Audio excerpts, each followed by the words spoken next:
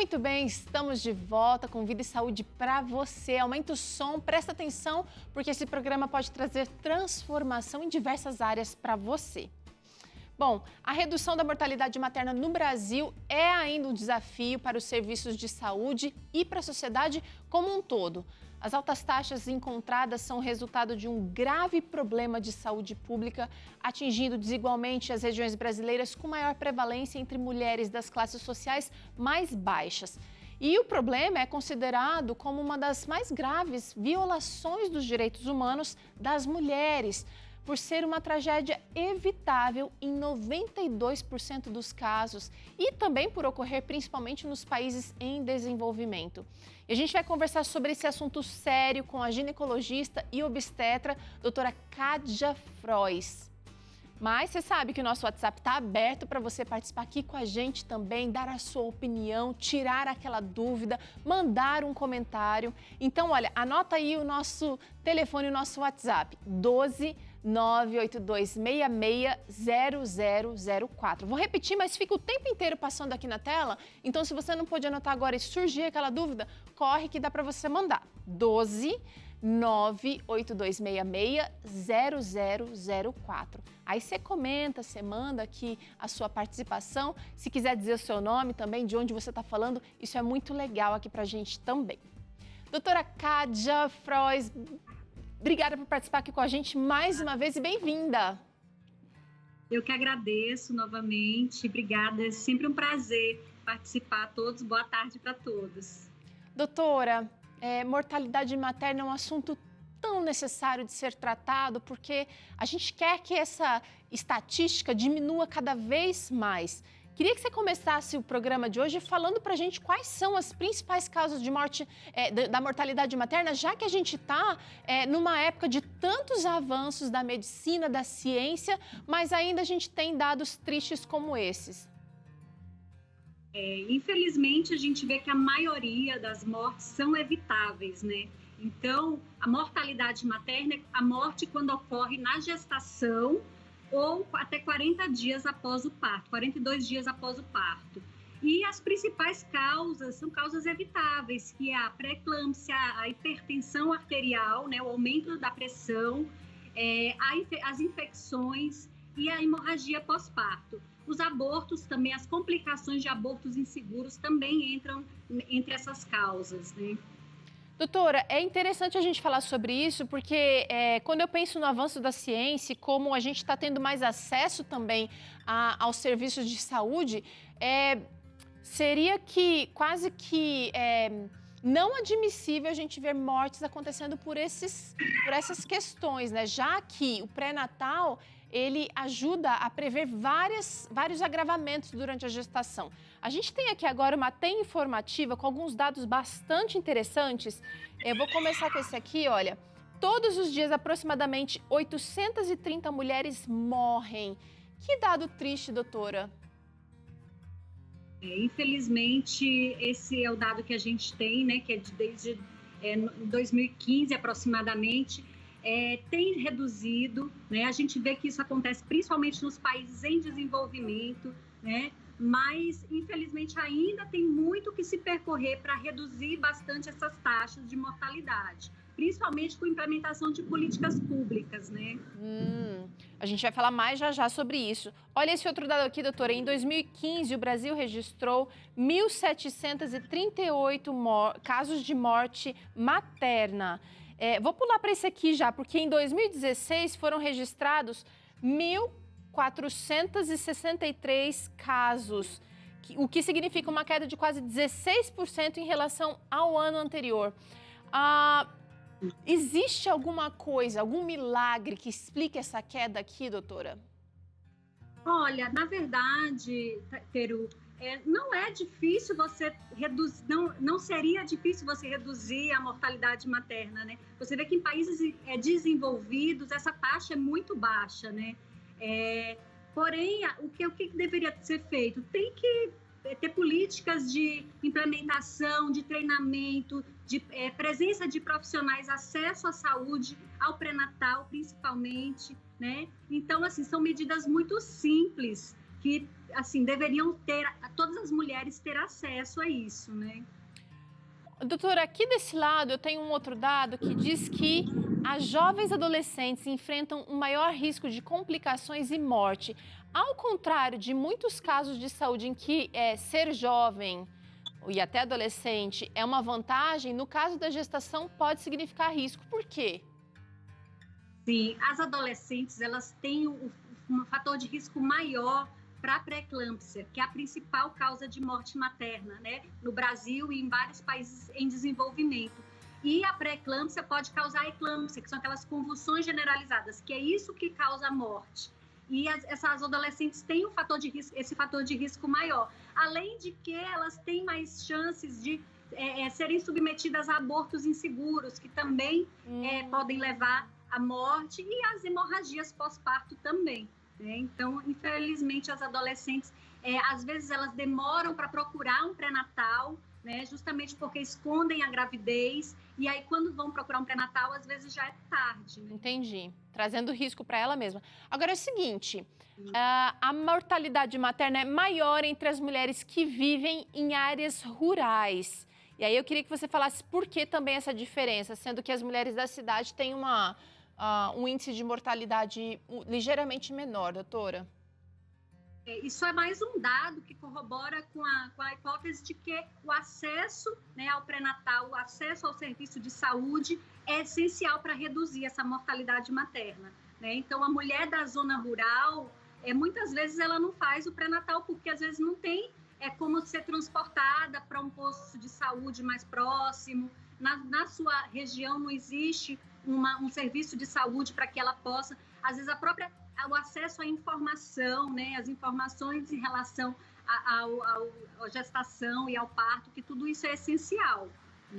É porque quando a gente pensa em gestação, às vezes uma doença que numa mulher não gestante, por exemplo, uma infecção urinária, ela tem um peso para uma gestante, para uma mulher ela tem outro peso. Então, esse tipo de coisa que não é socorrido ou que não é bem orientado durante a gestação pode gerar problemas mais sérios para o parto e depois do parto. Para fechar a nossa teia informativa, doutora, eu tenho esse dado aqui interessante que diz que entre 1990 e 2015, a mortalidade materna no mundo caiu cerca de 44%. Esse é um bom dado e eu queria que você explicasse um pouquinho por que nesses 15 anos aqui a gente conseguiu ver essa taxa caindo. Então, isso é verdade. A gente teve uma melhora, né, na taxa de mortalidade materna significativa, principalmente devido à melhoria, né, na modernização do serviço de saúde, o melhor acesso das pessoas a esse serviço de saúde, a implementação de protocolos mais específicos voltados para a mortalidade materna. Porém, mesmo tendo tido essa melhora, ainda assim, a gente tem que melhorar muito. A nossa taxa em 2015 é de 63 mortes para cada 100 mil habitantes. E o ideal, o que é preconizado pela OMS, pela Organização Pan-Americana, é que essa taxa baixe para 30, pelo menos 30. Uau. A gente vê que, por exemplo, nos Estados Unidos, essa taxa de mortalidade materna é de 12 mulheres para cada 100 mil habitantes, né? Então, a gente está mais ou menos 63 mulheres para 100 mil habitantes. A gente está muito longe ainda e está difícil conseguir baixar essa taxa ali, pelo menos para 30 mulheres para cada 100 mil habitantes. Uau, vamos correr atrás do prejuízo. E é por isso que o Vida e Saúde decidiu falar sobre esse assunto hoje, gente, porque informação pode gerar uma mudança de comportamento. As mulheres do passado não tinham o acesso que a gente tem hoje e também a gente tem isso garantido por direito. Agora, eu queria saber, doutora Kádia, por que as mulheres não recebem os cuidados dos quais precisam? Mesmo as mulheres, porque eu não sei se esse dado se refere somente às mulheres que não fazem o pré-natal, o que eu acho um dado bastante, talvez fora da realidade e muito alto. Mas por que essas mulheres, às vezes, fazem um pré-natal, mas talvez não como deveria, não recebem os cuidados adequados? Então, não é só o acesso a essas mulheres ao serviço de saúde, mas eu acho que o principal é a falta de qualificação do profissional de saúde, dos profissionais de saúde que vão atender essa mulher. E às vezes, muitas vezes, o que a gente vê nos locais mais pobres do Brasil e do mundo, é que às vezes o acesso aos medicamentos básicos para você conseguir sanar, prevenir essas mortes, né? Hemorragia, às vezes o acesso a uma transfusão sanguínea, o acesso a um antihipertensivo endovenoso. Eu que já trabalhei em zona rural, no Nordeste, eu já vivi essa realidade assim de cara, né? E assim, às vezes você está ali com uma paciente e você não tem a medicação necessária. Às vezes não tem o recurso necessário. Salvar a vida daquela mulher. Isso. E muitas vezes também a implementação de protocolos de ação rápida, né? Tá. Para que assim, todo mundo tem que ser treinado para que aquela situação seja resolvida rapidamente. E às vezes não existe esse treinamento que seria muito simples se tivesse o treinamento e a medicação básica. Entendi. Vamos melhorar, eu não sei se a gente consegue, com informação com certeza a gente consegue mobilizar os nossos governos, a nossa população, mas eu quero saber o seguinte, doutora, existe uma parte que o profissional realiza, existe uma parte que o medicamento precisa socorrer, mas existe uma parte que o paciente precisa fazer. Quando é que a paciente precisa começar o pré-natal? Assim que ela descobrisse. Aliás, na verdade, se ela pensa em engravidar, ela já deve procurar o seu médico, porque ali ele já vai detectar doenças, se ela já é hipertensa, se ela já é diabética, se ela já tem alguma anemia. Então, se ela pensou em engravidar, já procura um profissional, um ginecologista obstetra, né? E se engravidou, assim que engravidar, já inicia o seu pré-natal. E correr atrás dos seus direitos, ir atrás do, né, não está tendo médico, vai atrás no posto de saúde, tem que fazer valer os seus direitos de acesso à saúde. Com certeza. Doutora, parece que chegou uma interação que eu queria trazer nesse momento aqui para a nossa conversa, que é da Érica Dutra, lá de Brasília. Olá, doutora, gostaria de saber se os riscos para uma primeira gravidez aos 40, gostaria de saber sobre os riscos. A Érica está mandando aqui para a gente. Aliás, essa é uma pergunta muito interessante, Érica e doutora Kádia, porque muitas mulheres estão engravidando mais tardiamente. Eu sou uma prova disso, né? Eu tô grávida agora, tô com 40 anos. Rostinho realmente, de 20, maravilhosa. Obrigada. Mas assim, realmente, aos 40 anos existe um risco maior, da mesma maneira que um adolescente, né? Então, os extremos etários, eles têm mais risco, né? Tanto o risco maior de pressão alta, de pré-eclâmpsia, um risco maior de diabetes, que são as principais doenças que acometem as gestantes, né? Então, por causa disso, além dos riscos para o feto, né? A gente sabe que o óvulo de uma mulher de 40 anos é diferente de um óvulo de uma mulher de 25, né? Ele já é um óvulo mais envelhecido, então o risco de ter alguma síndrome, alguma alteração cromossômica é maior, né? Então, essa mulher tem que já fazer a sua consulta pré-concepcional e já iniciar o pré-natal o mais rápido possível e fazer todo o seu pré-natal bonitinho, colher todos os exames, tomar todas as vitaminas, fazer os exames de ultrassom, né? Não significa, evitar esses riscos. Não significa, né, doutora Kádia, que necessariamente as gestações em adolescentes ou mulheres mais jovens, bem como as gestações de mulheres acima dos 35, 40 anos, vai necessariamente ser uma gestação difícil. Muitas têm uma gestação muito tranquila, muito gostosa, mas o importante é estar ali acompanhando, porque surgiu qualquer intercorrência, os profissionais podem agir. Isso mesmo, Teru. Então, assim, se você faz pré-natal direitinho, a gente consegue prevenir, né, esses problemas com dieta, no caso do diabetes e até no caso da hipertensão mesmo. Existem algumas medicações que a gente usa para prevenir essa pré-eclâmpsia, que a gente já inicia lá no primeiro, no segundo trimestre. Então, tem várias medidas preventivas para que essa gestação ocorra de uma maneira bem tranquila. Você mencionou aqui algumas soluções até certo ponto simples, né? Como, de repente, uma alteração da dieta, ou alguns remédios simples. Que outros problemas poderiam surgir, aparentemente simples, durante a gestação, doutora, que podem significar risco? Por exemplo, a pré-eclâmpsia, às vezes faz o seu barulho ali durante a gestação, mas ela traz um sério risco durante o parto também, né? Sim, muitas vezes a pré-eclâmpsia, ela tá silenciosa, né? Às vezes a mulher só vai desenvolver ali no final da gestação, né? Eu acho que o principal que a gente tem que colocar aqui são os sinais de alerta para que a mulher tenha uma eclâmpsia, né? Que são o quê? Uma dor de cabeça forte, que não está melhorando com analgésico, pontinhos brilhantes na visão, que a gente chama de escotomas, né? Ou a visão turva, vômitos, dor de estômago muito forte, principalmente aqui do lado direito, que pode ser o início de uma síndrome HELP, que é uma das vertentes da pré-eclâmpsia grave, que pode também levar à morte, né? Então, são sintomas simples que, se a mulher souber que existem, que isso é perigoso, ela já procura o serviço de saúde antes dela ter uma convulsão em casa, né? Legal. Então, se ela apresentar esses sintomas e for medicada rapidamente, ela não chega a ter uma eclâmpsia, né?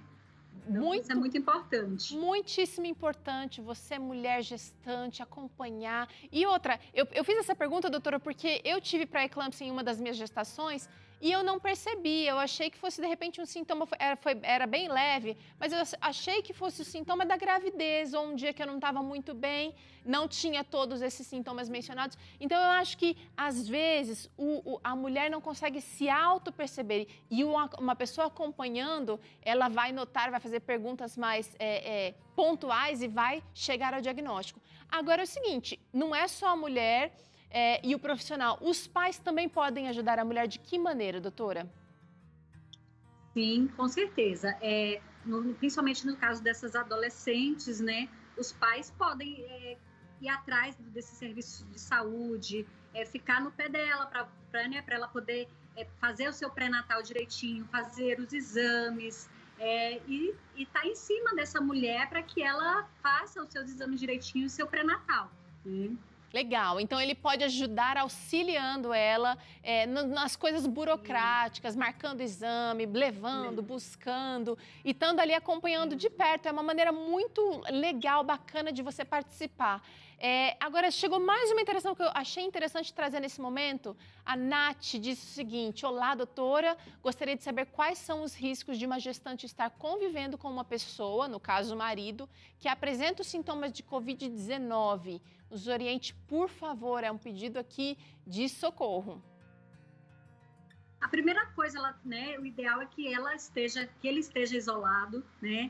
E a segunda coisa, o ideal é que ela seja testada também contra o Covid, porque se ela souber que ela se apresentar algum sintoma já inicial, que ela já procure o tratamento. Hoje em dia a gente já sabe, né? Com o passar do ano, a gente viu que já existem algumas medicações que conseguem fazer um tratamento mais eficaz já no início da Covid, né? Então, se essa mulher está com uma suspeita, teve um contato, ela tem que ser testada também. Então, tem que procurar o serviço de saúde para ser testada.